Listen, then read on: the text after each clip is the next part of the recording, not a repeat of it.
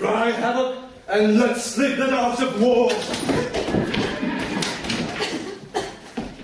Oh my goodness.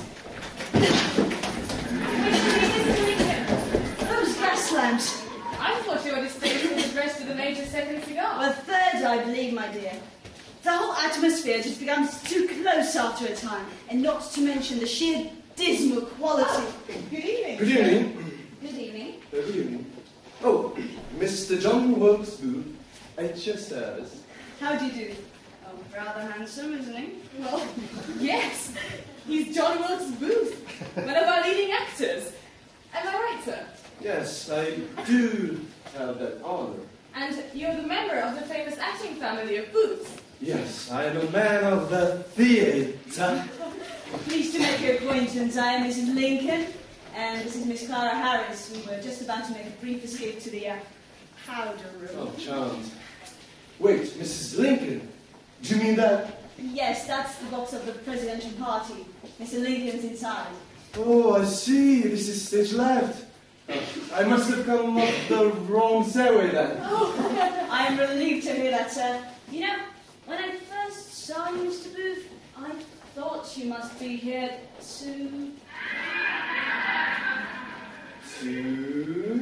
to ask my husband for a job.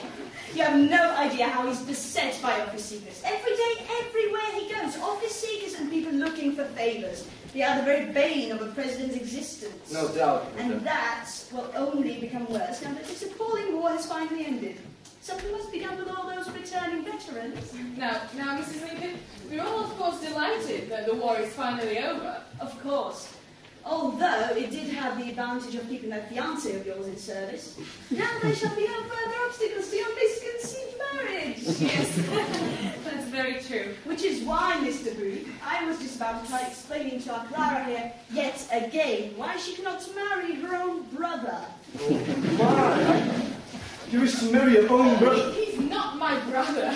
You're giving Mr. Booth the wrong impression. We were simply raised in the same household. By the same father. Though we were born to different parents. Major Rathbone is my... half-brother? Well, not even that. Half-brother. My quarter brother, at most. There's no such thing, my dear. Well, precisely. He's simply my fiancé. At any rate, he's a military man, hence was unavailable for marriage for the duration of the late conflict. Also, he said.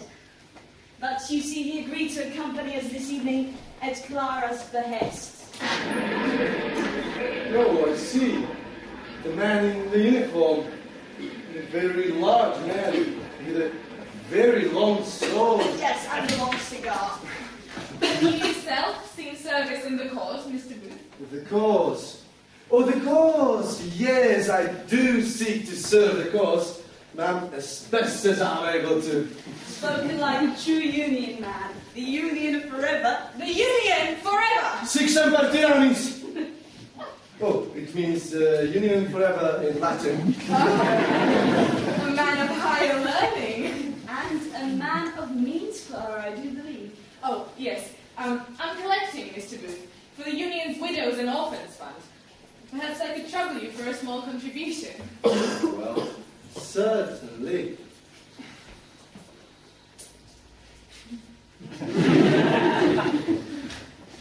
Thank you. And the Disabled Veterans of the Union Fund. Oh, yes, the poor souls. Thank you. And the National Fund for the Freedmen. Freedmen? The newly freed slaves, of course, Mr. Booth. Oh, you mean the newly freed persons of the world? Yes, we must give them our full support now, mustn't we? Why, one of them might even be president someday. With malice toward none, with charity for all, Mr. Booth. Thank you so kindly. Dear, you are such an idealist. They're the president's words, Mrs. Lincoln. He inspires idealism in all true-blooded Americans. Why, Mr. Booth is a public man himself.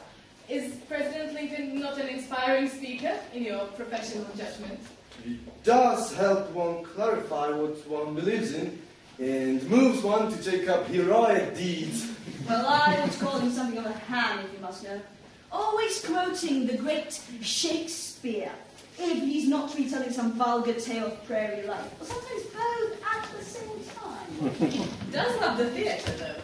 Yes, and would only wish to attend it every week. Unlike Henry, Major Rathbone. It took much persuading to get him here, and we arrived 20 minutes late. Well, the better to make a grand entrance. Now, I suppose there are those who still think of a theatre as a mere idleness, especially in a time of trouble like this, not an arena for men of action. But that is the very point, Mr. Booth. We've had quite enough action for the time being. It's past time we turned our attention to higher things, and I believe the theatre is among our very noblest pursuits.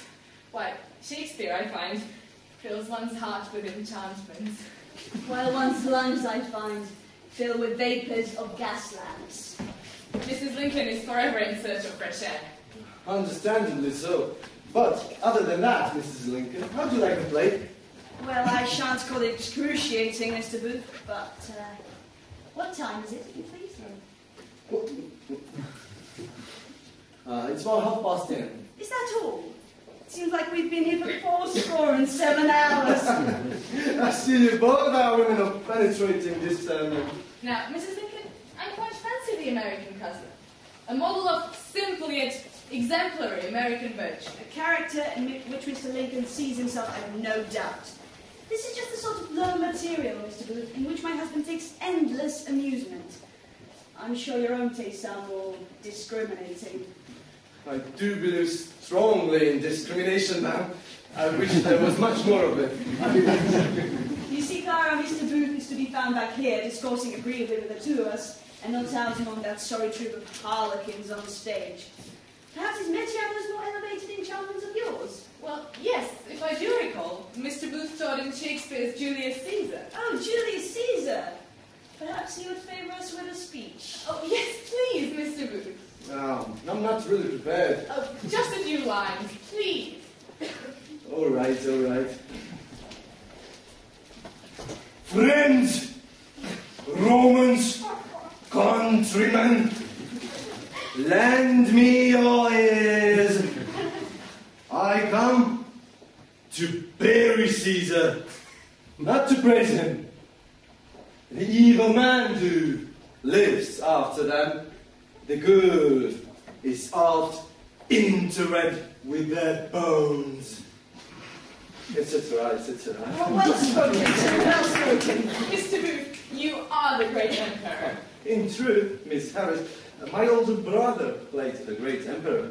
I played the great emperor's humble assassin. Oh, you must be a very fine actor then, for it is obvious you are no such sort of man yourself. Yes, and there has been quite enough killing of brothers these several years past. This nation could not bear even one more death. Oh, indeed. Not even one more death. Well, I do hope we shall see you again, Mr. Booth. Oh, you must call at the White House sometime. The final act break. Shall we return for the rousing finale? I predict a long string of rather tedious marriages. I think you're right about the gas lamps, Mrs. Lincoln. I should like to step outdoors for a bit. Mr. Booth, perhaps, if you're not otherwise... I should be delighted. Oh, would you make my apologies to the Major? I mean, to my brother. My pleasure, Miss Harris. My eyes have seen the glory of the coming of the Lord. He hath trampled out the vintage where the grapes are at the store. He has loosed the slave from lightning of his terrible swift sword. His truth is marching on. Glory, glory, hallelujah. Glory, glory, hallelujah. Glory.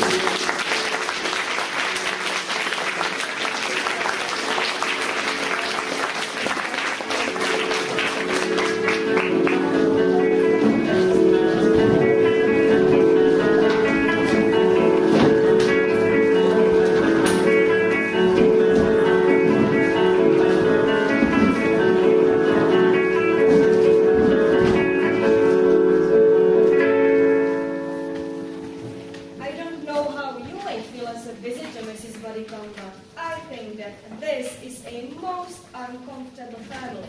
Very uncomfortable. I have no credit in my bed. And no wine at the second table. And meaner servants I never seen. I'm afraid Sir Edward is in the queer strait. Yes, but only this morning, Mr. Billy, he told me that Sir Edward's business is now about. I'm disgusted with you lower servants.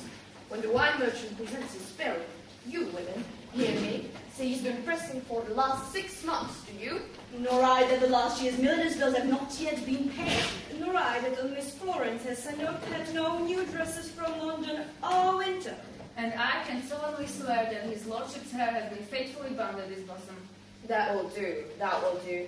But to remember to check high-blood curiosity is the first duty of men in livery. Huh. Yeah, the letters.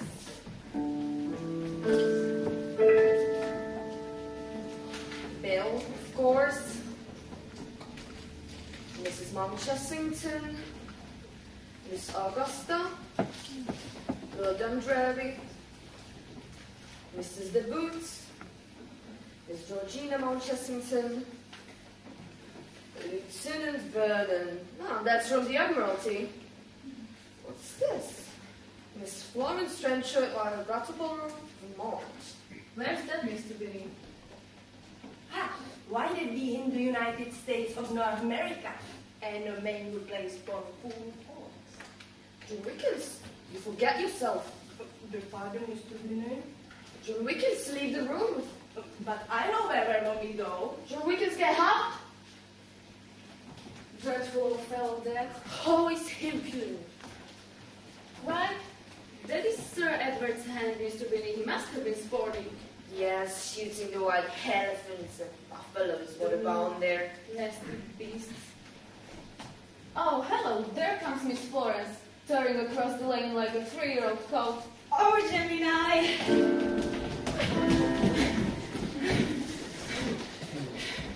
Good morning, Mr. Billy. The letter bag I saw coming. Wickens coming with it. I thought I could catch him before I reached the house. So if I started, I forgot the pond it was in or over. I got over, but my hat got in. I wish you'd fish it out for me. You won't find the pond very deep. Give me the letters. Ah, blessed budget that descends upon trenchard manor, like rain on a duck pond. Tell Papa and all that the letters have come. You will find them on the terrace. Yes, miss. And then go fish my hat out of the pond. It's not very deep. We fish her out. I wonder if she takes it by hanger. Lieutenant Vernon, in Her Majesty's service, Admiralty RN. Oh, that's Harry's application for a ship. Papa promised to use his influence for him. I hope he has succeeded. But then he'll have to leave us, and who knows if he ever comes back. Oh, what a foolish girl I am when I know that his rise in the service will depend upon it. I do hope he'll get it, and if he must leave us, I'll bid him goodbye as a lass who loves a sailor should. Papa, here, letters for you. For you, Mrs. Mountchessington. For you, Mrs. de Boots. And one for you, Harry. Ah, one for me, Florence. Now, what will you give me for one? Then you have one. Yes, that hurts. Oh, for a ship. Oh, mon ami, you ought to leave us. Good news or bad? No ship yet. This promises another year of landlubbery. I'm so sorry. I'm so glad it's not going away. But where's Dundreary? Has anybody seen Dundreary?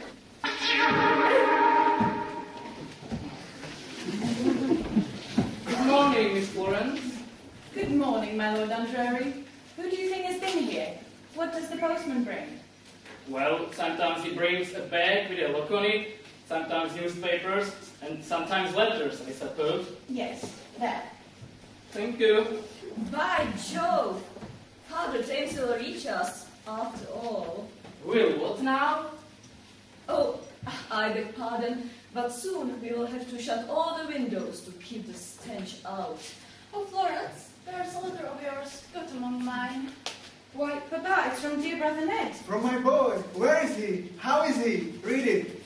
He writes from Brattleboro, Vermont. Quite well. Just come in from a shooting excursion with a party of crows. Splendid fellows, 6 feet high. Birds 6 feet high? What tremendous animals they must be. Oh, I see what my brother means. A tribe of Indians caught crows, not birds.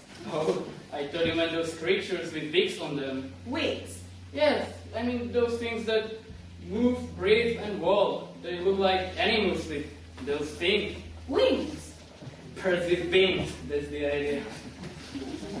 By the by, I have lately come quite haphazard upon the other branch of our family, which emigrated to America at the Restoration. Though now thriving in this state and discovering our relationship, they received me most hospitably. I have cleared up the mysterious death of old Mark Trenchard. Of my uncle. It appears that when he quarrelled with his daughter on her marriage with poor Meredith, he came here in search of this stray shoot of the family tree, found them and died in their house, leaving Asa, one of the sons, heir to his personal property in England, which ought to belong to poor Mary Meredith. Asa is about to sail for the old country to take possession. I gave him directions to find you out, and he should arrive almost as soon as this letter. Receive him kindly for the sake of the kindness he has shown to me, and let him see some of our shootings. Your affectionate brother Ned. An American branch of the family. How interesting. How delightfully romantic. I can imagine the wild young hunter and Apollo of the prairie. Yes, an Apollo of the prairie, with a strong nasal twang and a decided taste for tobacco and Jack Daniels. Florence! You forget that he is a trencher, and no true trencher would have a liking for Jack Daniels for old people like him. I hate him, the Yankee Noodle, coming here to rob poor cousin Mary of her grandmother's guineas. Florence, how often must I request you not to speak of Mary Meredith as your cousin? Why, she is my cousin, is she not? Besides, she presides over her milk pail like a duchess playing dairymaid. Papa won't hear me speak of my poor cousin, and then I'm so fond of creme brulee. Dundreary, do you know what creme brulees are? Oh, yes. I know what creme brulee is. Yes, yes. Why, I don't believe you know what they are. Not know what creme brulee are? That's a good idea. Well, they are... creme brulee are... They are only babies, idiotic children. That's the idea. No, it's not a bit like the idea. What you mean are called cherubims? You mean those things that look like oranges, the things on them? No, not a bit like it. Well, after luncheon, you must go with me, and I'll introduce you to my cousin Mary and creme brulee. I've never seen Mr. Creme brulee, I'm sure. Well, now, don't forget. I never can forget when I can recollect. Then, recollect that you have an appointment with me after luncheon. Yes, yes. Well, what have you after luncheon? Well, sometimes a glass of brandy with an egg in it. No, no. You have with me after luncheon an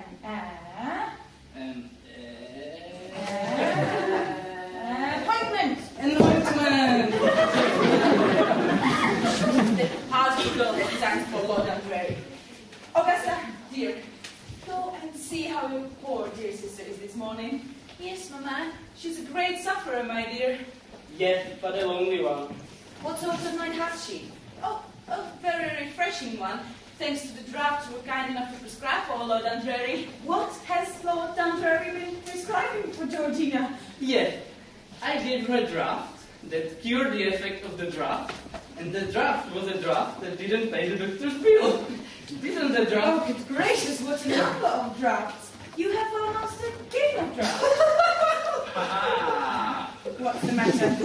That was a joke, that was. Where's the joke? No. She don't see it. Don't you see? Game of drafts.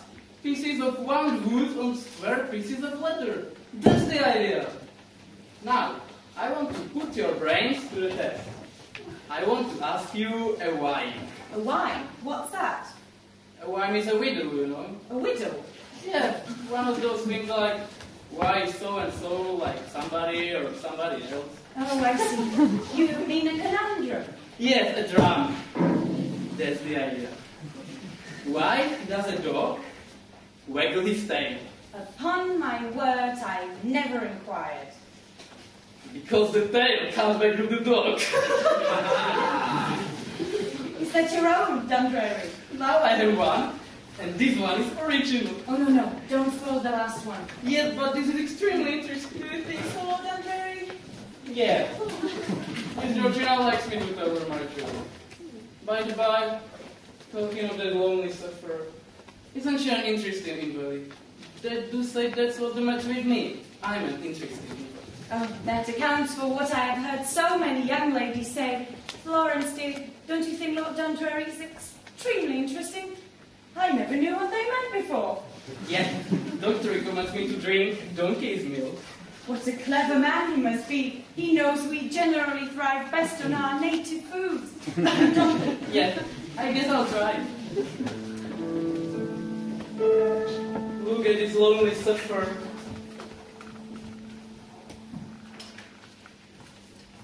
Diary for yourself. Thank you, my lord. Everybody's kind to me, and I'm so good. Florence, dear, I must leave you to represent me to my guests. I have a meeting with Mr. Cole today. Papa, dear, how I wish you would get another agent. Depend upon my word. That man is not to be trusted. Nonsense, Florence. I could not get on a week without him. Curse him, I wish I could. Mr. Coyle and Hedgel of papers. Show him into the library. I will be with him presently. Now to prepare to meet my child. Why will Papa not trust me? Oh, how I wish you would find out what a lot of pluck and common sense there is in this featherhead of mine. Miss Florence, will you be kind enough to tell Miss Georgina all about an American relative of yours? Oh, about our American cousin. Certainly. Let's have some fun. Well, he's about 17 feet high. Good gracious, 17 feet high. They're all 17 feet high in America, aren't they, Mr. Vernon? Yes, that's about the average height. And they have long, dark hair that reaches down to their heels. And they have dark, copper-colored skin. And they fight with... What do they fight with, Mr. Vernon? Tomahawks and scalping knives. Yes, and you'd better take care, Miss Georgina, or he'll take his tomahawk and his tall scalping knife and scalp you immediately. No, don't be afraid, Miss Georgina. Dundreary is by your side. He will protect you.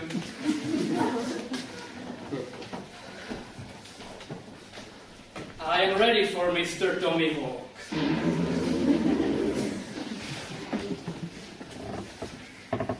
If you please, miss, he's a gentleman who says he's expected. What's his name, and where is his card? He didn't tell me his name was. Oh, show him in, Mr. Binney. That's my American cousin. How delightfully romantic, isn't it, Mrs. Nichols? Concern your picture. Didn't I tell you that I was expected?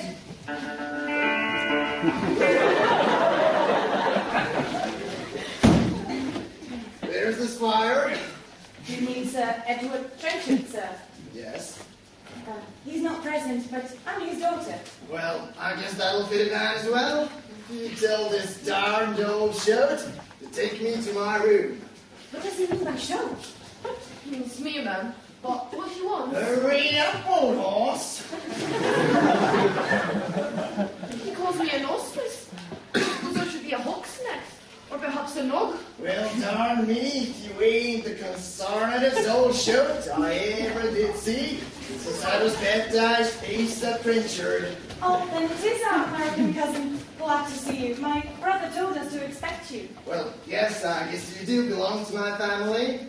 I'm east of Trenchard, born in Vermont, suckled on the banks of Muddy Creek, by the tallest gunner, the slickest dancer, and generally the lightest critter in the state. You're my cousin, Bia. Well, I ain't got no objections to kiss you. It's my cousin not to kiss another. Sir, how dare you? Are you one of the family? Because if you ain't, you've got no right to interfere. And if you be, you needn't be Lawrence. I ain't going to kiss you. In the old country, Mr. Trenchard, cousins content themselves with hands, but our hearts are with them. Here's mine, and you're welcome. Well, that'll do that as well. I won't kiss you if you don't want me to, but if you did, I wouldn't stop on account of that sailorman. Concentrated essence of baboons. What on earth is that? He's mad, Miss Florence. The rooks in my room crowed, so that they wrecked my brain. You don't mean to say that you've got any brains? No, sir. Such a thing never entered my head. The West Indians want to scalp me. Show Mr. Trenchard to the Red Room, Mr. Binney. What fun! Old Mark Trenchard died very rich, did he not, Florence? Very rich, I believe. He's not at all romantic, is he, Mama? My dear, I have no doubt he has solid good qualities, and I don't want you to laugh at him like Florence Trenchard. Oh, I won't, Mama. But what are we to do with him? What's the matter? I get an idea. Oh, let's hear Dundreary's idea. So seldom I get an idea that when I do get one, it startles me. A pickle bottle. A pickle bottle? Yes. And let us put this Mr. Thomas Hawk in it and have him on exhibition. That's the idea. Oh, that's your idea, is it? Well, stranger, I don't know what they're going to do with me. Wherever they do put me, I hope it'll be out of the reach of a jackass. I'm a real horse, I am, and I get kind of riley with those critters. Now he thinks he's a horse. I've heard of a jackass and I've dreamt of a jackass, but I don't believe there is any such insect. Well, cousin, I hope you made yourself comfortable. Well, no, I can't say I did. I couldn't find anything I wanted. What was it that you couldn't find in your room? Well, there is no soft soap. Soft soap. Soft Soft soap. Soft soap. Soft soap. Full soap? Yes, soft soap, and I'm everlastingly dry. Oh, you'll find wine, ale, and luncheon on the side table. Well, I don't know as I've got any appetite. You see, coming along on the cars, I worried down half a dozen ham sandwiches, 8 or 10 boiled eggs, 2 or 3 pumpkin pies, and a string of cold sausages. Well, I guess I can hold on till dinner time. Did that illustrious exile eat all that? I wonder where he put it. I'm as dry as a sap tree in August.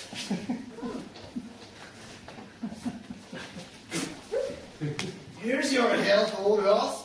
You call that a drink? See here, cousin. You seem to be the liveliest critter here, so just hurry up the fixins. I'll show this benighted aristocratic society what real liquor is. So hurry up the fixins. Fixins. What do you mean by fixins? Why, brandy, rum, gin, and whiskey will make them all useful. I'll hurry up the fixins then. What fun! Oh, I told him at gas fixings. Say, you, Mr. Puffy, you run out and give me a bunch of mint and a bundle of straws. Hurry up, old horse.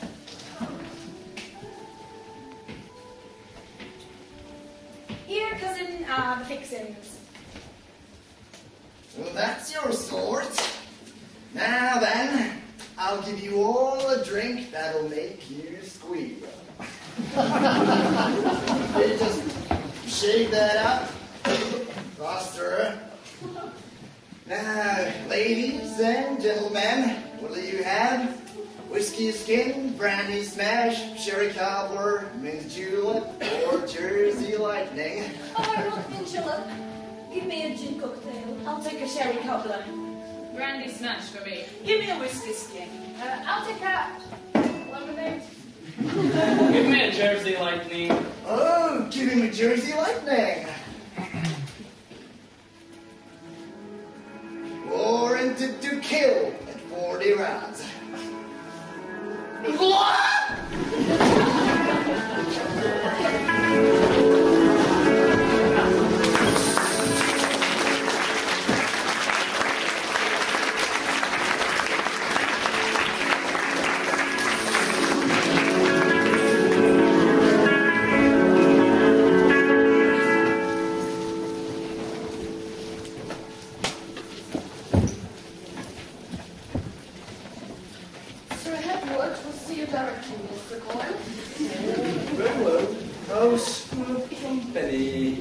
see, Mr. Benny. Cramp full, Mr. Coyle. As one of the first families in the country, we must keep up our position. Certainly, certainly. That is as long as we can, Mr. Benny. Tell my clerk to bring my papers in here. You'll find him in a servant's hall. And see that you keep your strong ale out of his way. I should say sorry that And now, to show this pompous baronet the precipice on which he stands. No sober, sir? Yes, Mr. Coyle. Then see you keep, sir. I'll do my best, sir, but do tell them to keep liquor out of my way. I can't keep from it now, try as I will, and I try hard enough. God help me. Get out those mortgages and letters from my London's agent. So, here comes Sir Edward. Go, but be within call. I may want you to witness a signature. I will, sir. Good morning, Cole. Good morning. There is a chair, Cole.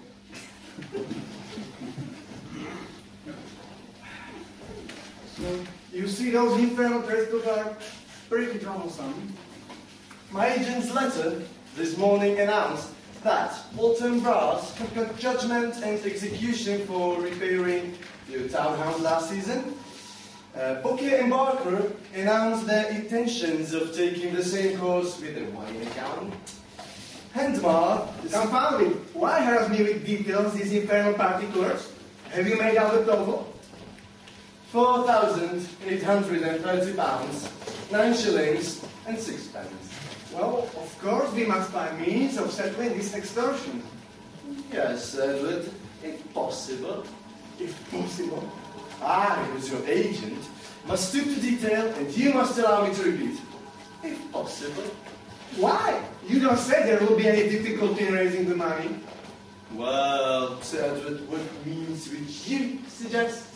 That, sir, is your business. Pay it off. But how, Sir Edward? There must be money somewhere. You mean to tell me I can raise £4,000? The fact is distressing, Sir Edward. So it is. There's the Ravensdale property unencumbered. There, Sir Edward, you are under a mistake. The Ravensdale property is deeply encumbered. I have found on my father's papers a mortgage of that very property to him. To your father? My father's agent? Yes. A mortgage on the Ravensdale estate. But it must have been paid off, Mr. Cole. Have you looked for the release? Neither exists. My father's sudden death explains sufficiently. I was left ignorant of the transaction. But the seals on the deed and the stamps are intact, sir. Here it is. Sir, do you know that if this be true, I am something like a beggar, and your father something like a thief? I see the first plainly, Edward. Not a second. Do you forget, sir, that your father was a charity boy, fed and clothed by my father? Well, Sir Edward? And do you mean to tell me that your father repaid the kindness by robbing his benefactor? Certainly not. But by advancing money to that benefactor when he wanted it, and by taking security of one of his benefactor's estates, as any prudent man would under the circumstances. Why, then, sir, benefactor's property is yours. Pardon me. The legal estate, you have your equity of redemption. You only have to pay the money, and the estate is yours, as before. How dare you, sir, when you have just shown me I cannot raise £500 in the world. Oh, Florence, why did I not listen to you when you warned me against this man? I see one means, at least, of keeping the Ravensdale property in the family. What is it? By marrying your daughter to the mortgage. To you? Yes, I'm prepared to settle the estate on Miss Trenchard the day she becomes Mrs. Richard Coyle. You insolent scoundrel! How dare you insult me in my own house? Leave it, sir, or I will have you kicked out by my servant! No, Sir Edward. will really ring the servants to kick me out. Nay, Mr. Cole, you must pardon my outburst. You know I'm hasty and... Papa! Papa, pardon my breaking in on business, but our American cousin has come. Such an original. And we're only waiting for you to escort us to the field. I will come directly, my lord. Mr. Cole, my dear, you did not see him. I did see him, Papa. Nay, Florence, your hand to Mr. Cole. But, Papa... I insist. Come, Florence. Mr. Cole, we will join you in the park. Come, my dear, take my arm. Shallow, selfish fool. She warned you of me, did she? And you did not heed her. You shall both pay dearly. She for her suspicions, and you that you did not share them. How lucky the seals were not cut from that mortgage when the release was given. Just like the silly security of the trenchers. This mortgage makes Ravensdale mine, while the release that restores it to its owner lies in the book or in the recess of the bureau, whose secret my father revealed to me on his deathbed.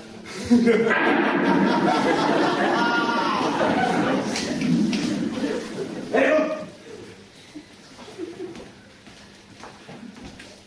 We will break the main back of a baronet. We have both the bones to pick with him and his daughter. What's the matter? Nothing. The dizziness I've had lately. Brandy in the evening, brandy in the morning, brandy all night. What a fool you are, Mercat. Yes, it's gone too far. It's gone too far. Well, thanks to the man who owns this house, you know all about it. How he found me a thriving, sober lad, flogging the village children through their spelling book. How he took a fancy to me, as they call it, and employed me here to teach his son and Miss Florence.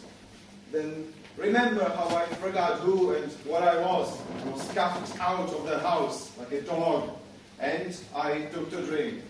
You owe Sir Edward a revenge, do you not? And the bare price I asked for his forbearance, Abel? His daughter's hand. Florence? Yes. Florence marries Richard Cole. Richard Cole steps into Sir Edward's estate. There, you dog, will not that be your revenge? So, follow me with those papers.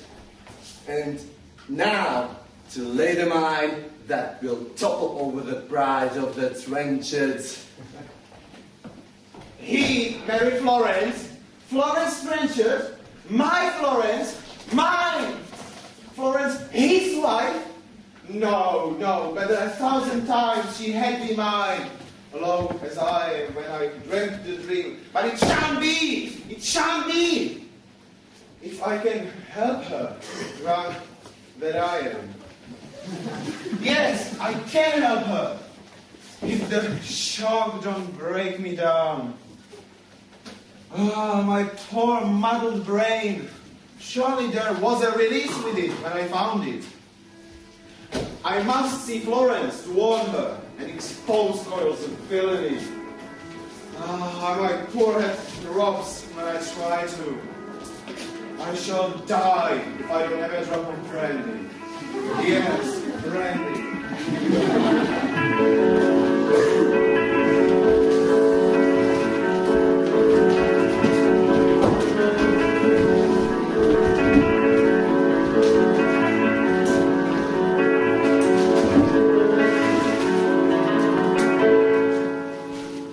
Will you take a bath before you dress?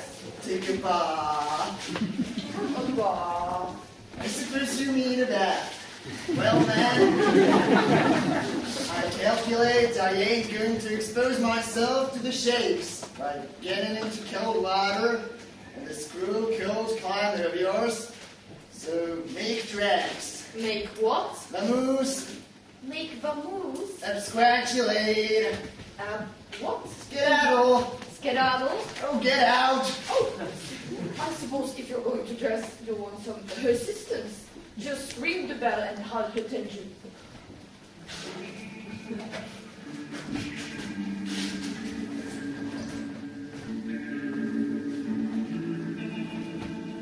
There's a place will hold my plunder beautifully.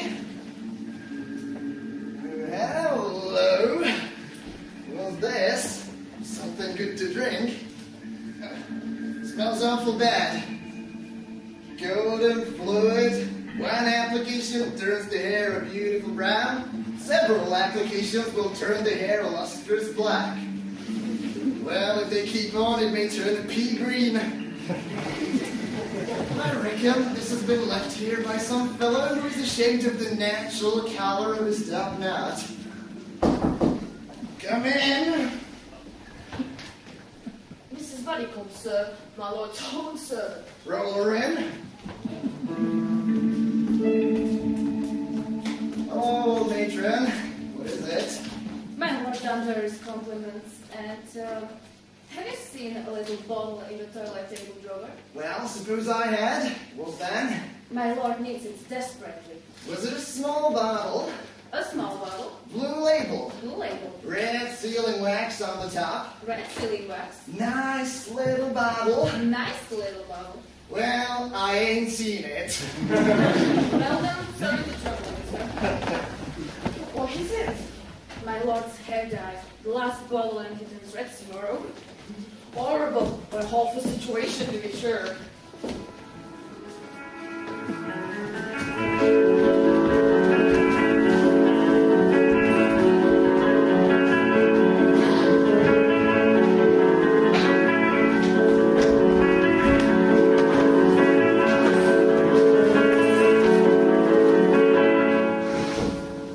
No, my dear Augusta, you must be very careful.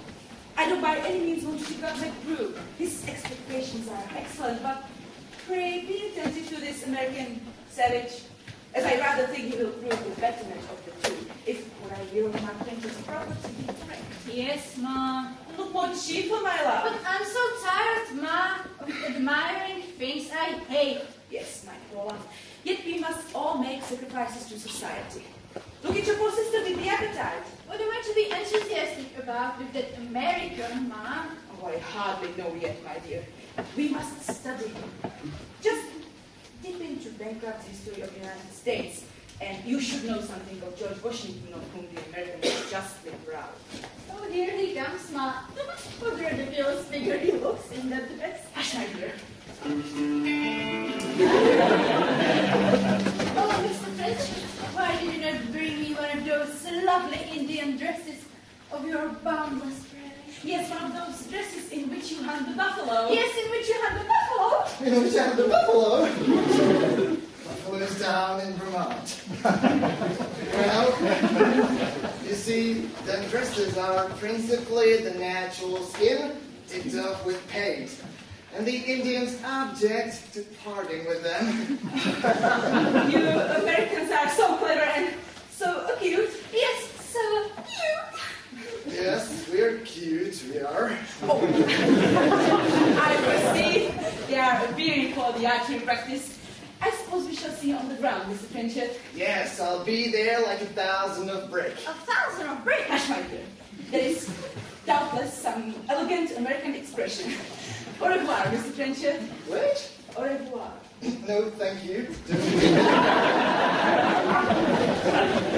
I'm taking it for dinner. No use that talking Dutch to me. Well, I've never seen an old gal stare at fire like that. She's a real old bison bull. I'd like to have a snooze if I could find a place to lay down in. Well, this might do. I shall be just as snug in here as in a pew at meeting or a private box at the theater. Oh, hello. Somebody's coming. My lord. My lord. Your lordship. There, you spoiled it.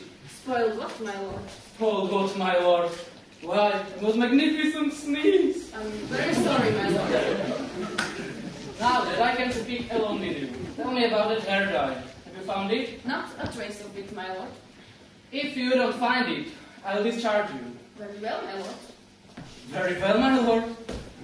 She's gone and lost my hair dye, and when I ask her to find it for me, or I'll discharge her, she says, "Very well, my lord." She's positively idiotic, she is. Oh, here comes Miss Georgina, that gorgeous creature, the lovely sufferer. What's the price of hair dye? Hello, he's coming again with that sick girl. Will you try and strengthen your limbs with a gentle walk through the garden? No, thank you, my lord. I'm so delicate. My lord, it is so painful to walk languidly through life, to be unable, at times, to bear the perfumes of one's favorite flowers. Even those violets you sent me yesterday, I was compelled to have removed from my room. The perfume was too strong for me. I'm so delicate. Yes, you are so delicate that it enchants me to your lovely side. Which, My lord, I'm going to faint. and I'm going to sneeze. You faint my lord. My lord!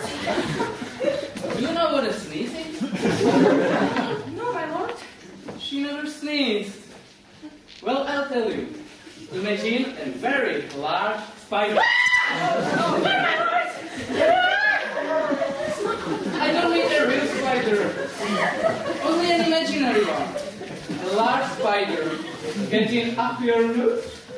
And all of a sudden, much to his disgust, he discovers he has put his foot in it and can't get it out again. That must be very distressing. For the spider, yes. Not very pleasant for the road. My lord, don't take me to Mama. No, let's walk a little more. I can't, my lord. I'm so delicate. Then exercise. Imitate that little look of mine. Or let me ask you a riddle.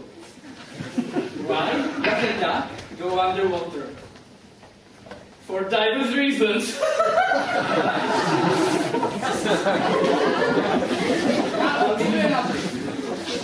Why does a duck come out of the water? For sundry reasons.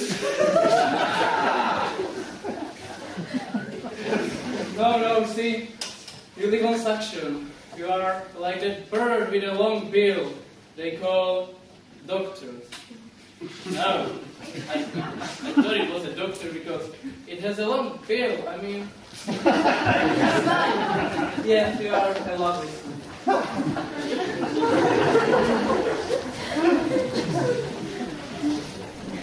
Here's a load of wooden nutmegs.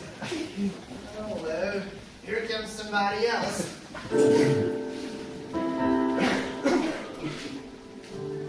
One who still remembers what he ought long since have forgotten, wishes to speak to Miss Trenchard, Florence stretched out, on matters of life and death near the oral in the West Gallery. What does this mean? It opens like one of Mrs. Radcliffe's romances. Well, here I am, and now for my correspondent. For 1 minute, clear head. Miss Florence! I presume you are the writer of this? Yes, I am. I do not recognize you. So much the better. I hate mystery. But you see, I come to rendezvous. I must know to whom I'm speaking. As frank as ever, I am your old tutor, Abel Merkel. You? Do not be ashamed. I have not the strength to injure you if I had the evil. I am harmless. I said to myself. Speak on, sir. I hear you.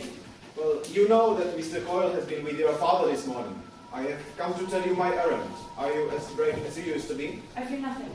I come to tell you of your father's ruin. His utter ruin. My father's ruin? What?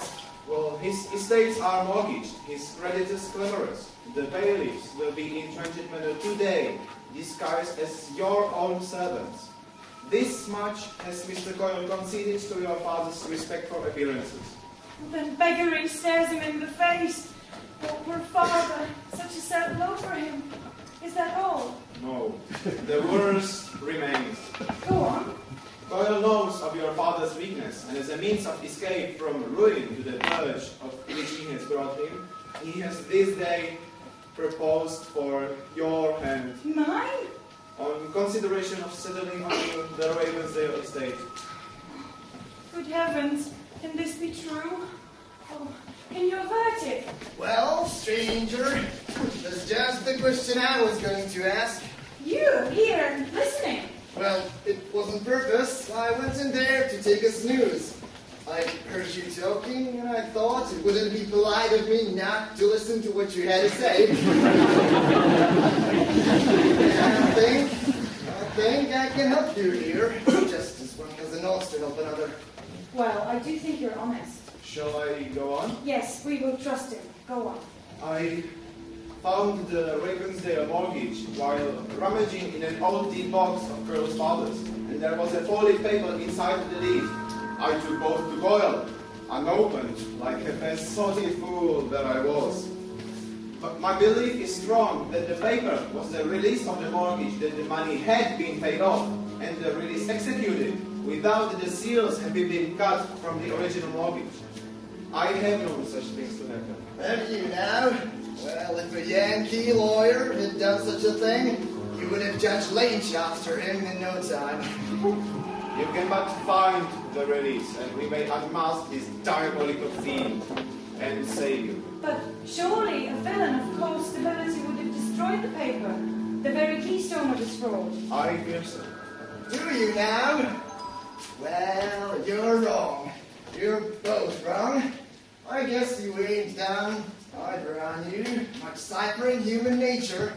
The keystone of their fraud is just the point where mighty rascals always leave unsecured. Come along with me, stranger, and we'll just work up the sum a little. 2 heads are better than 1. Yours is a little muddled, but mine's pretty clear. If I don't circumvent that old serpent coil, well, say I'm a skunk, that's all. And that's the meanest kind of an animal. I owe you much, Mr. Murdoch. More than I can ever repay. No. If you did but know the hope of seeing you has roused all the manhood that drink and misery has left me. God bless you, Miss Florence.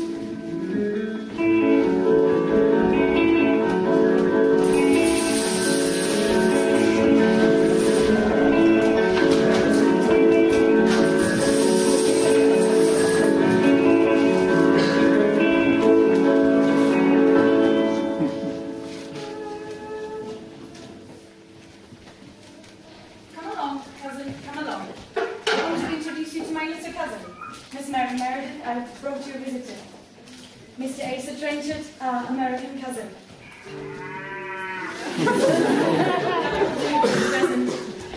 This young gentleman has carried off the prize by 3 successive shots in the bull's I congratulate you, sir, and I'm happy to see you. Thank you, miss. That will do for the beginning. So that is Mark Finch's grandchild. I have some grave business with my cousin here. Oh, you, grave business? Why, I never thought you had any graver business than being very pretty, very amiable, and very ready to be amused. Well, miss, I guess the first comes natural around these diggings. You are very polite. Feels like a way, and I shall be happy to show you, that is, if you understand anything about the dairy. Yes, by the way, do you understand anything about dairies in America? Well, I guess I do know something about cow juice.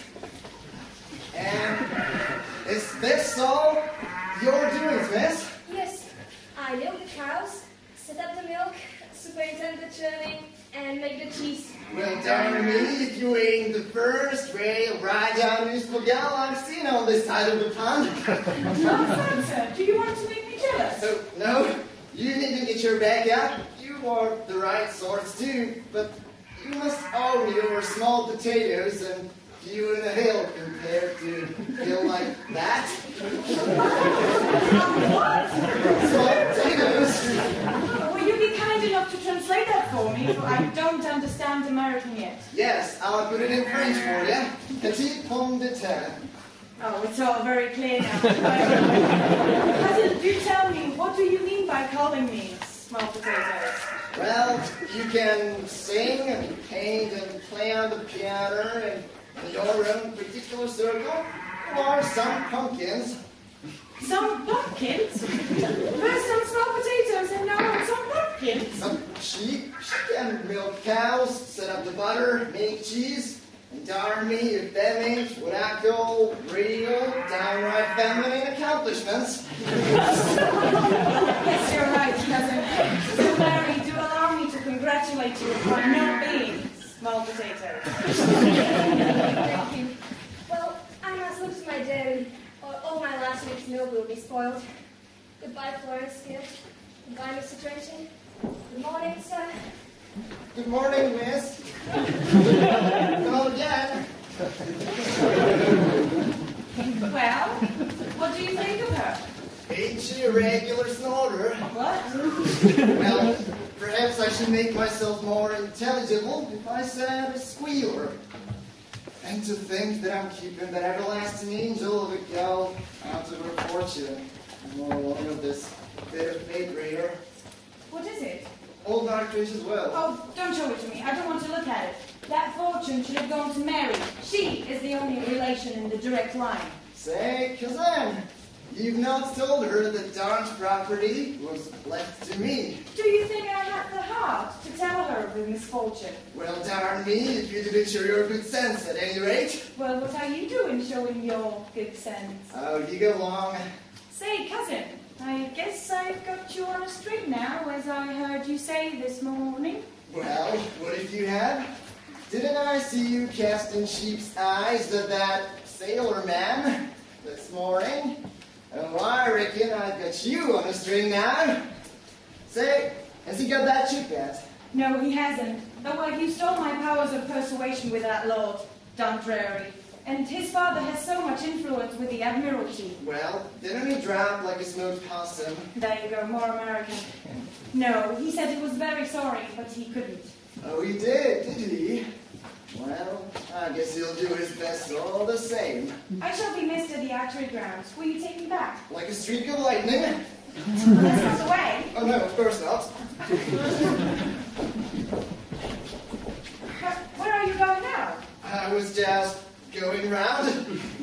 I say, cousin, don't you think you could find your way back alone? Why, what do you want to do? Well, I just wanted to see how they make cheese in this darn country. And they call that man a savage. Well, I only wish we had a few more such savages in England. This way, lovely sufferer. Ah, here comes Dundreary.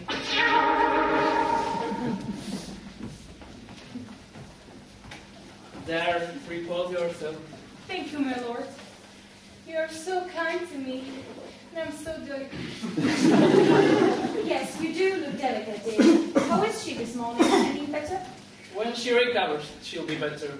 Oh, I'm afraid you don't take good care of her. You're so rough. No, I'm not rough either. I'm gentle and I'm kind. I forget the rest. Well, good morning, dear. You take care of her. Good day, Dundreary. Now, let me manage through to our wants. How would you like roast chestnut? No, thank you, my lord. It's too strong for me. Well, then a peanut. There's a great deal of nourishment in peanuts. No, thank you. Then what can I do for you? If you please, ask the dairymaid to let me have a seat in the dairy. I'm afraid of the drought here. Oh, you want to escape the drought, do you? Well, you are not the only one that wants to escape the drought.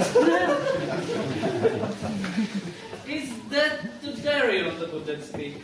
No, this is the pigeon house. What do they keep in pigeon houses? Oh, pigeons, to be sure. They couldn't keep donkeys up there, could they? That's the dairy, I suppose. Yes, my lord. What do they keep in dairies? Eggs, milk, butter, and cheese. What's the name of that animal with a head on it? Oh, no, I don't mean that. All animals have heads. I mean, that animal with something growing out of its head. Cow? A cow growing growing out of his head? No, horse. A cow! Well, that accounts for the milk and butter, but I don't see eggs. Cow don't give eggs. Then there's cheese. Do you like cheese? Oh, no, my love. Does your brother like cheese? I have no brother. I'm so delicate. She's so delicate, she hasn't got a brother. Well, if you had a brother, do you think he would like cheese? I don't know. Do please take me to the dairy. Well, I'll see if I can get you a broadside here.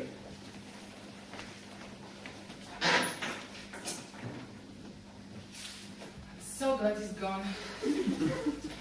I'm so dreadful hungry. I should like a plate of corned beef and cabbage and eggs and bacon. Or a slice of cold ham and pickles. Thank you. Oh, here it comes. That's so delicate. I beg your pardon, Miss Georgina, but I found upon inquiry that cows don't give sardines. But I've arranged it with the dairymaid that you can have a seat by the window that overlooks the cowhouse and the pigsty and all the pretty things. I'm afraid I'm very troublesome. Yes, you are very troublesome. No, I mean, you are a lovely sister. There's the damn rhinoceros again.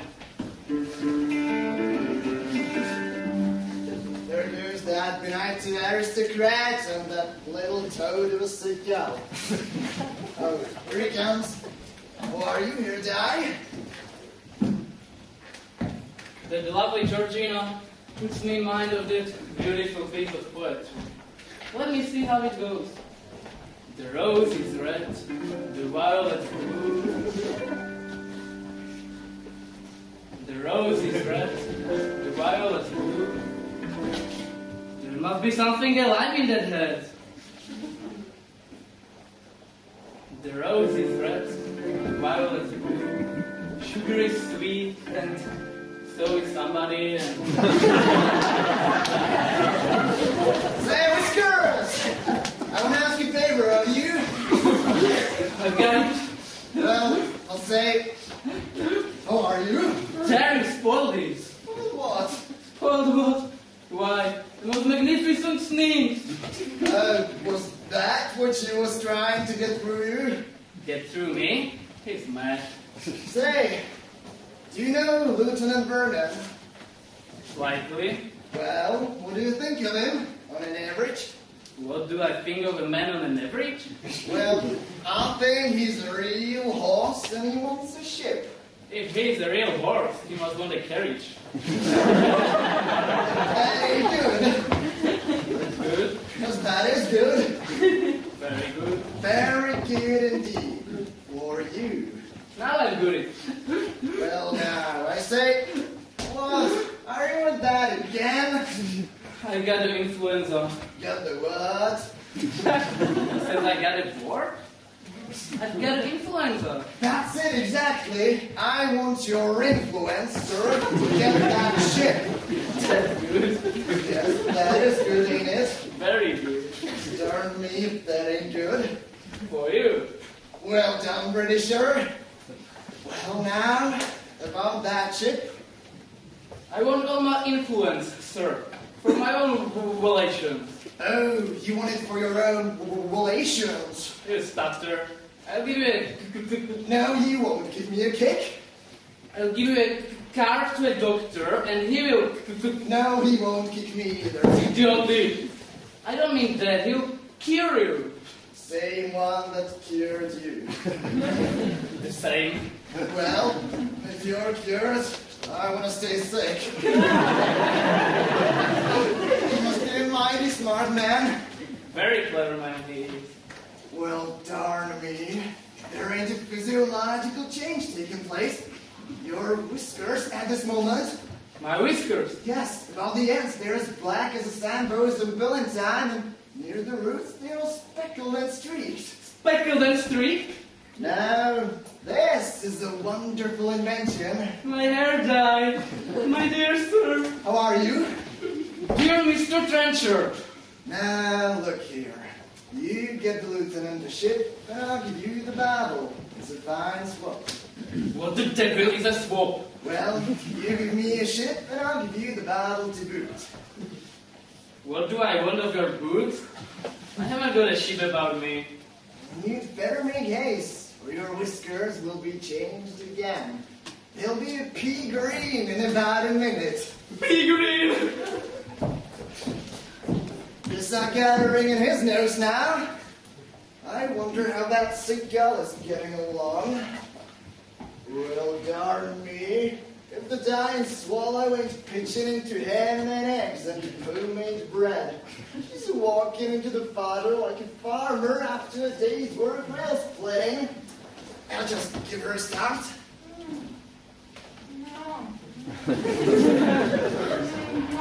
How do you do, miss?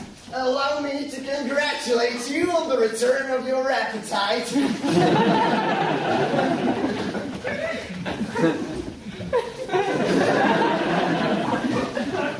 Guess I've got a ring in her pretty nose now. Oh, hello. Here come the liquors and the shooters. I reckon it's time to take my medicine.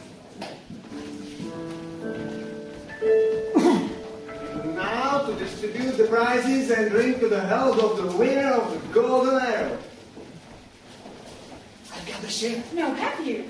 Come, ladies and gentlemen, take from me. Who are these strange faces? Bailiffs, sir. Bailiffs? What is that most?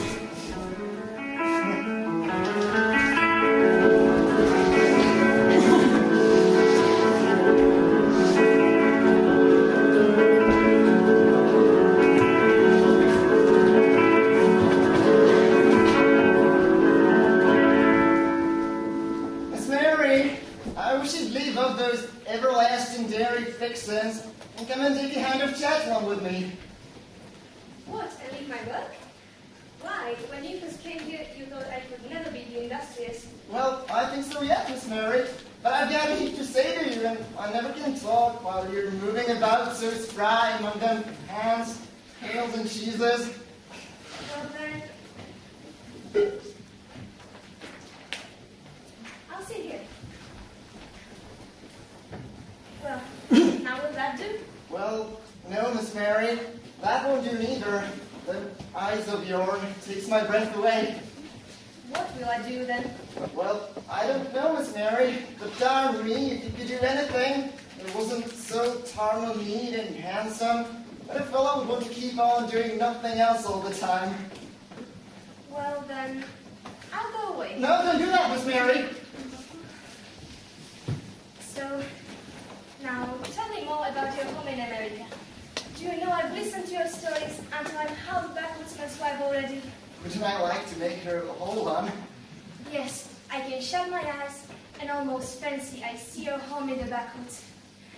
There are your two sisters running about in their sunbonnets. Debbie and Nan, yes?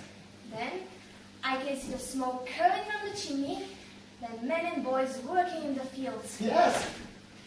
Then the girls milking the cows and everybody's so busy. Yes. Then how will lasses bustle about to prepare supper. Fire blazes on the hearth while a good old mother cooks the slapjacks. Yes. Then, after supper, the lads and lasses go out for a corn husking. To the middle, old peach brandy is brought out, and everything is so nice. I shall faint in about 5 minutes. Miss Mary, you're a darn sight too good for this country. You want to make tracks. Make what? Make tracks. Pack up and emigrate to the roaring old state of Vermont. And live along with Mother. She'd make you so comfortable. And there would be sisters, Debbie and Nan. And, well, I reckon I'd be there too. Oh, I think if I were there, your mother would find the poor English girl a sad encumbrance. Oh, she ain't proud, not a mite. Besides, they've all seen Britishers before. I suppose you allude to my cousin, Edward Trenchard. Well, he wasn't the only one. There was the old squire, Mark Trenchard. My grandfather. Tell me, Mr. Trenchard, Did he never receive any letters from his daughter? Oh, yes, lots of them. But the old cuss never read them, though. He chucked them in the fire as soon as he made out they got from. My poor mother. You see, she had gone and got married against his will, and that made him mad. And, well, he was a queer kind of rusty, fusty old coon, and it was too much for him. He got took down with the ague, and he was so bad the doctors gave him up. The old man called me in his room. "Come in, Esau, boy," says he, and his voice rang loud and clear as a bell. "Come in," says he. Well, I come in. "Sit down," says he. Well, I sat down. You see, I was always a favorite with the old man. "Esau, my boy," says he, taking a great piece of paper. "When I die, this sheet of paper makes you heir to all my property in England." Well, you can calculate how it breaks out my ears about that time. But 3 days later, the old man called me in his room again. The old squire was sitting up in his bed, his face as pale as the sheet that covered him, his silken hair flowing in silvery locks from under his wet cap, and the tears rolling from his large blue eyes down his furrowed cheek like 2 mill streams. "Will you excuse my lighting a cigar? For the story is long and awful moving, and I don't think I could get on without a smoke."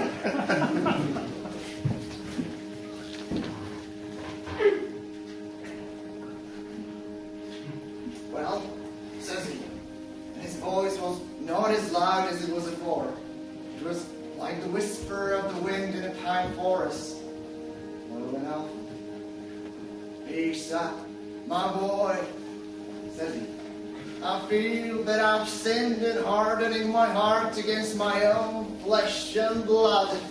But I will not wrong the last that is left of them. Give me the light," says he. Well, I gave him a candle, and he took the sheet of paper I was telling you of, just as I might take this. And he twisted it up, as I might this, and then he lights it, just this way. And he watched it burn slowly and slowly away. And then says he, "Esau, boy, that act disinherits you, but it leaves all my property to one who has a better right to it. My own daughter's darling child, Mary Meredith." And that was the last of poor old Mark Trenchard. Poor grandfather.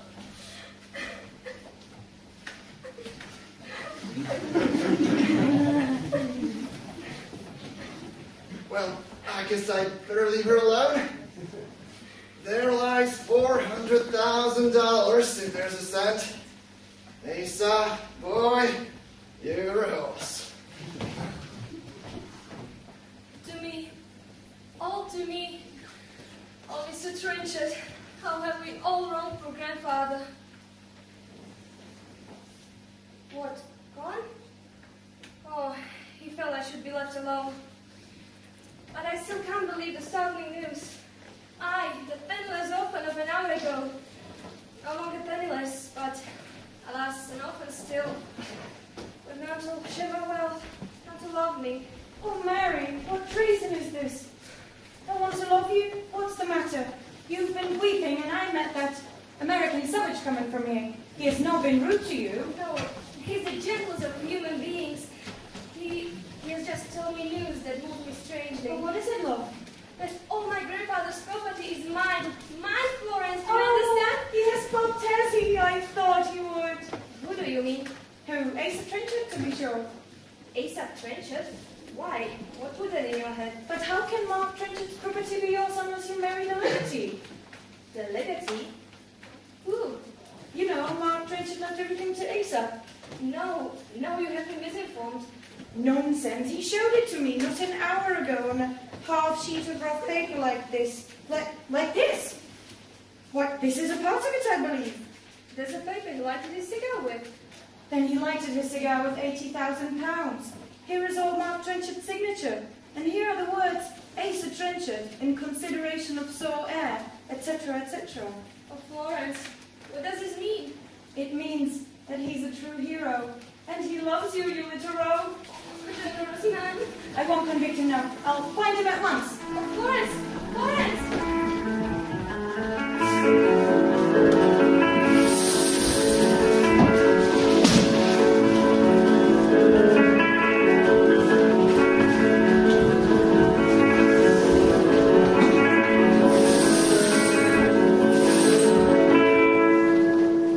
Yes, my child.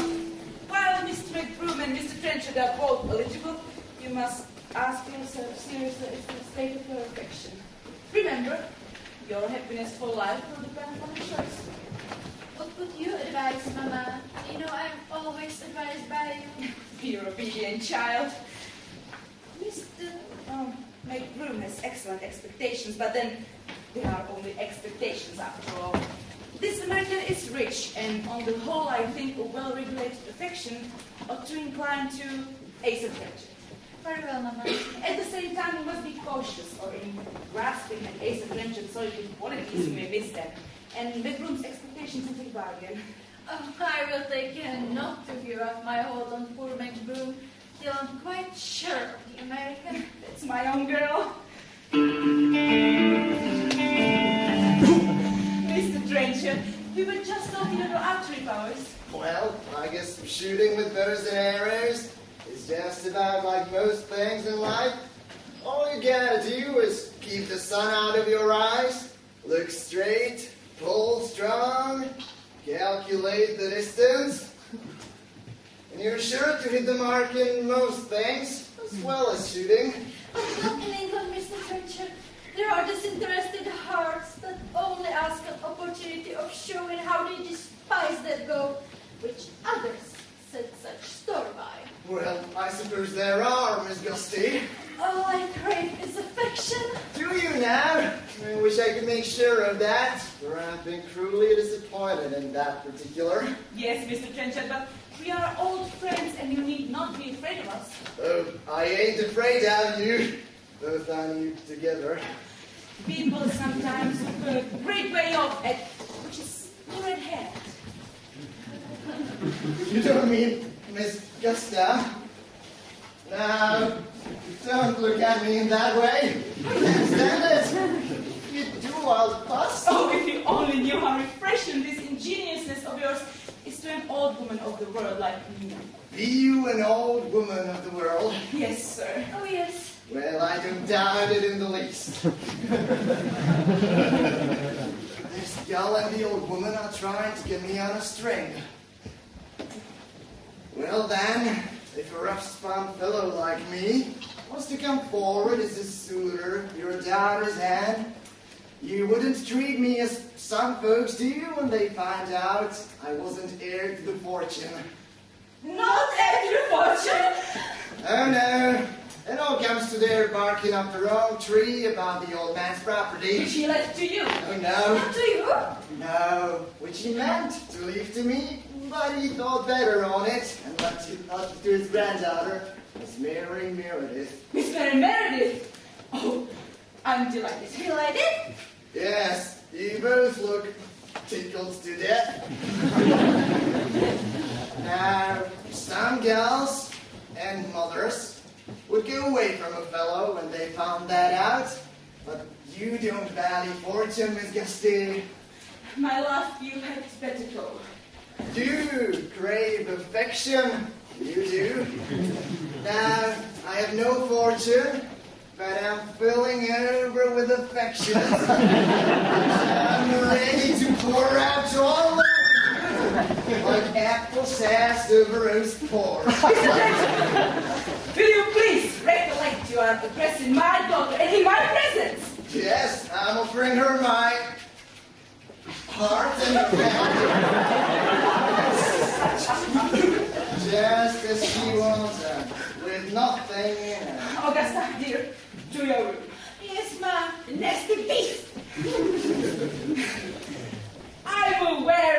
Trenchard, you are not used to manners of good society, and that alone will excuse the impertinence of which you have been guilty. Don't know the manners of good society, eh? Well, I guess I know enough to turn you inside out, old gal. You sacrilegizing old man trap.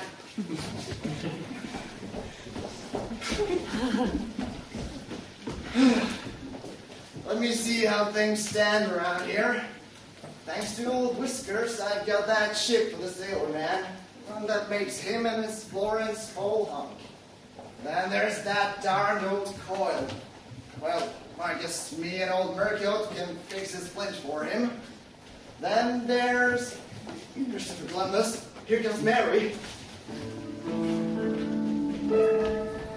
Mr. Trenchard, what can I say to you but offer you my lifelong gratitude? Don't now, Miss Stone. If I knew what else to offer, heaven knows there is nothing that is mine to give that I would keep back. Give yourself. I know what a rude, ill-mannered black I am, but there's heart inside me worth something. Oh, Asa Trenchard, here's my head, and my heart is in it. Miss Mary, I made what folks call a big sacrifice for you this morning. Now, what's this you're doing? Is this a sacrifice you're doing out of gratitude for me? Because if it is, I wouldn't have it. Though not to have it would not break my heart, tough as it is. No, I give myself freely to you, as freely as you this morning gave my grandfather's property back to me. Say it again, last of hope and blessed promise. And if ever any harm comes to you, it has to come over the dead body of Asa Trenchard. I know it, Asa, and if I do not prove a true and loving wife to you, may my mother's bright spirit never look down to bless her child. Well, if I don't get out in the air, I'll bust.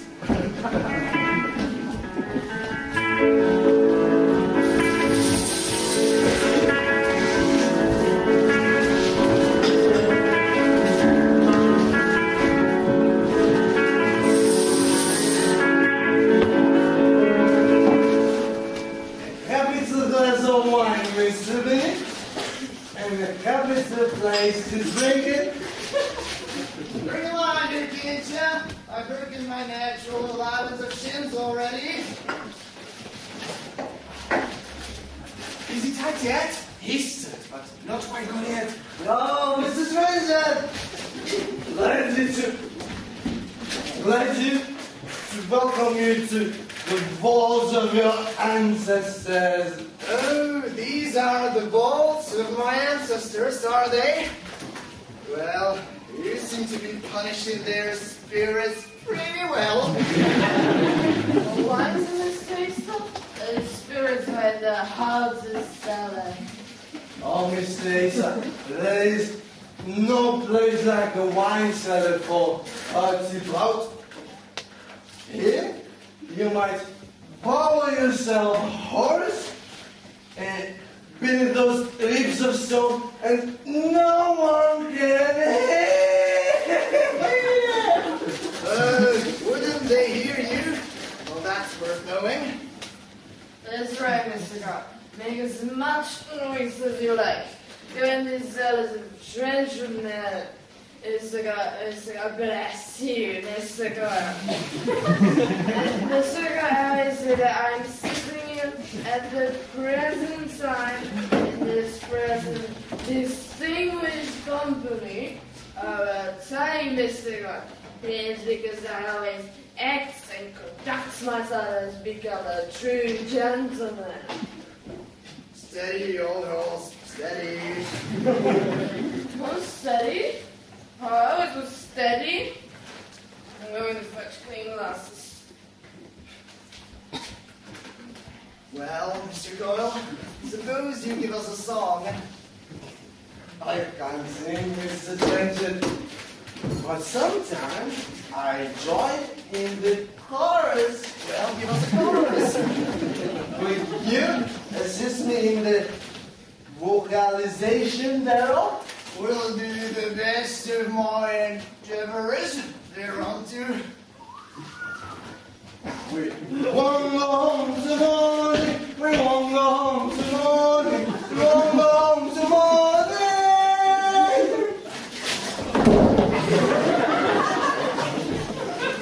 Well, I don't think you'll go home at all. Now then, wait for it out before the butler comes back. Yes, please.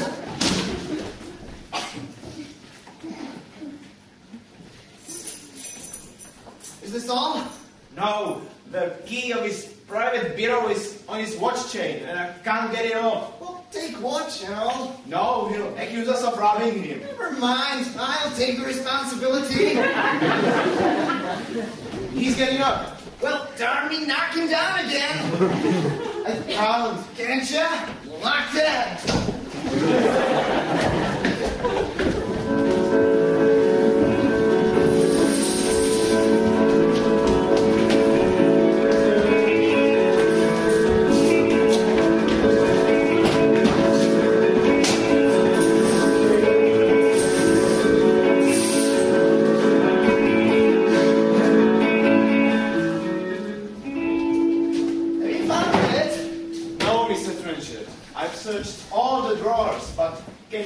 No trace of it. What's this? There is a cabinet where his father kept all deeds the king always carries about him. Oh, he does he? Well, I reckon I saw a key as I came in. I will open it. Key? My poor muddled brain. What can he mean? Here's a key! You laughed at how I've been prevented. Key? What key? What key? Why, Yankee! Would you open it? Stand on this report. We are desperate. Here it is! Sure as there are snakes in Virginia. Let the old cat go where it goes. Madams, you shall pay dearly for this. Yes, I'll pay, but I guess you'll find the change. The law. The law shall aid me. Well, perhaps it would be as well not to call in the law just yet. It might look a little further. It might be convenient. It's no use to blunder, Mr. Coyle. You are harmless to us now, for we have dead that'll crush you. Wow. What are your conditions? Money?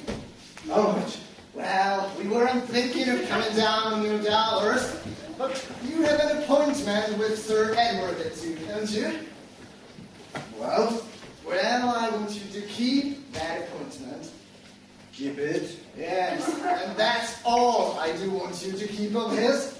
And instead of saying that you have come to foreclose the mortgage, I want you to say that you have found the release which proves the mortgage to have been paid off.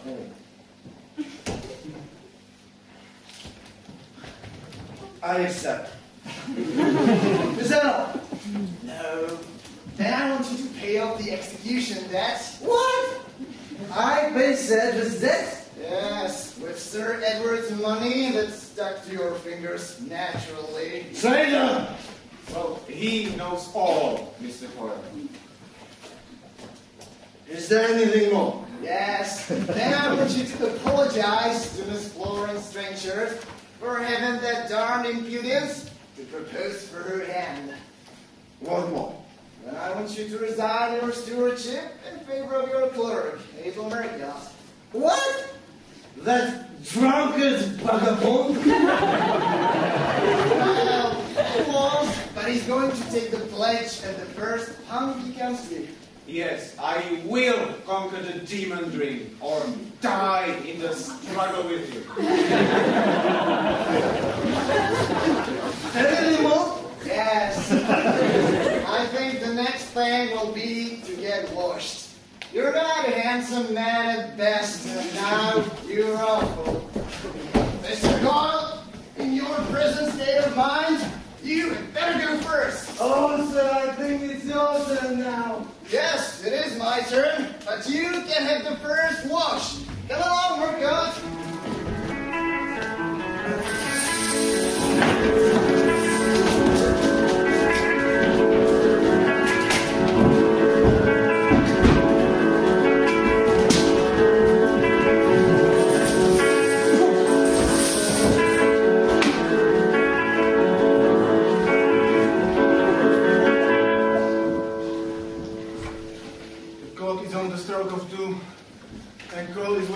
decision. In giving her to him, I know I shall be embittered in her life so full of promise. Better leave her to the mercy of chance, and then sell her to his scoundrel. And to myself, I will not survive the downfall of my... No! No! Oh, Father! No! Father, dear Father, what is Paris this? Fit a sphere of poverty. Do not think of me. I will marry this man if I drop dead in my bridal robes. Mr. Coyle, sir, who has come by appointment. I will not see him. Yes, show him up, Mr. Binney. Florence, I will not consent to this sacrifice.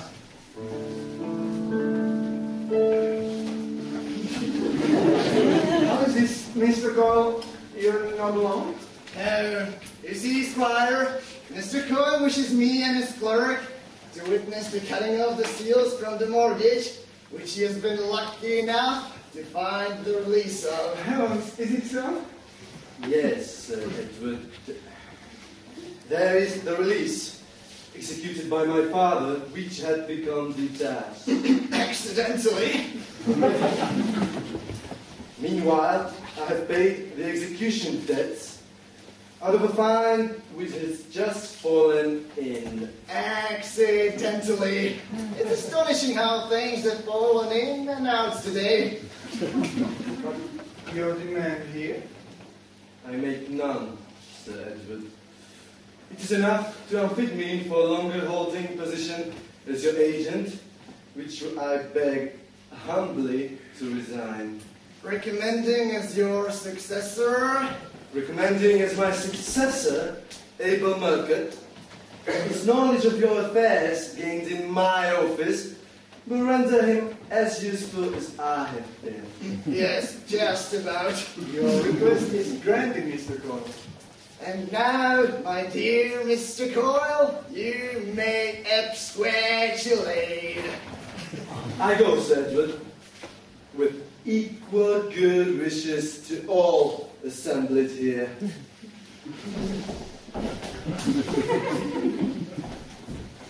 That's a good man, Sir Edward. Yes. Yes, he is a very good man, Yes, he is a good man. but he can't keep a hotel. Mr. Murcutt, your offense was heavy. But so has been his reparation, Papa. Forgive him. Mr. Murcutt, you saved me. May heaven bless you. Yes, I saved her. Thank heaven I had strength enough for that. Will you keep your promise and make Mr. Murcutt your clerk, Papa? Yes, I'm so happy I can refuse anything to anyone today. Can't you, Sir Edward? Now, that's awful lucky. There's 2 gals who want your consent mighty bad. Indeed. For what? To get hitched. Hitched? Yes, to get spliced. Spliced? Yes, to get married. They live by anticipation. Who are they? Well, there's one of them, Florence. And the other? Oh, she's right outside. Well, and who is the happy man? Lord Dundreary? Lord Dundreary? No, but Harry Vernon, Papa. He's not poor, though he's got a ship. Here's the other one, Sir Edward. Mary! And who is the object of your choice? Perhaps but honest heart today's adventure. Ah, Mr. Dundreary, you in a heart of gold. And so does Mary, Papa. Believe me. Oh, hello. Here's all the folks coming down now. Here's Mrs. Mom Chestnut and the sailor man. And darn me, if here ain't old set to be fetched and the sick gal. How are you, buttons? There, repose yourself. Here come the 2 matrons. And darn me, if here ain't Puffy and his gal. Why, Fred, you are all getting married. Yes, it's catching, like cholera. I hope you don't mind me because sharp treated hiding in a household. Certainly not, Mr. Peter. I was just wondering, Mr. Trenchard, about the rest of your family in Brno. Is it extensive? Not that expensive, no. We are people of simple tastes, except that there's a lot of us. There's my cousin Jed, my cousin Jack, my cousin Abner. Oh, lovely. Yeah, but oh, bushel basket of American Kelvins. Say, Lord, buttons, I say whiskers. Illustrious exile. They're a nice scholar, ain't they? Yes, they are all white now. Oh, white? No, they're all black. When I say white, I mean black. Say, shall I tell that sick gal about the hair dye? No, you needn't tell that sick gal about it, Harry. Well, I won't if you don't want me to. The man is a damn rattlesnake.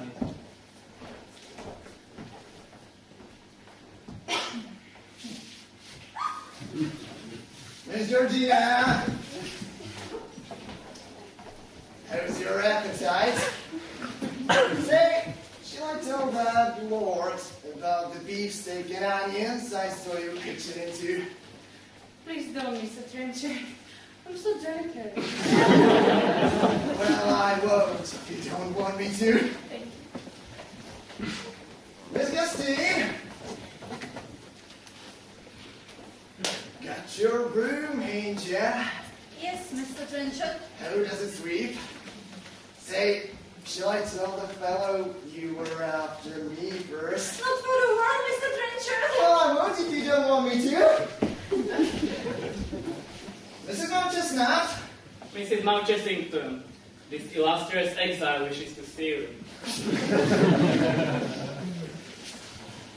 Well, old woman. Old woman, sir. Got two of them gals off your hands, haven't you? I'm proud to say I have. Shall I tell them fellows you tried to stick them on me first? You will please not mention the subject. Well, I won't if you don't want me to. Mr. Puppy! Say, shall I tell Sir Edward about your getting drunk in the wine cellar? You need not. Not if you don't like it. Well, I won't if you don't want me to. Remember the old adage, a still tongue shows a wise eye. Excuse me. Ooh. Well, cousin, what have you to say to us? Well, I ain't got no ring to put in your noses, but I just got one to put on your finger. And I guess the sailor man has one to put on yours. And I reckon you two are as happy as clams in high water. I'm sure you must be very happy. Well, I'm not so sure about my happiness. Why, you ungrateful fellow? What do you want to complete it? My happiness depends on you. And I'm sure you will not regret your kindness shown to our American cousin. But don't go yet, pray, for Lord Dundreary has a word to say.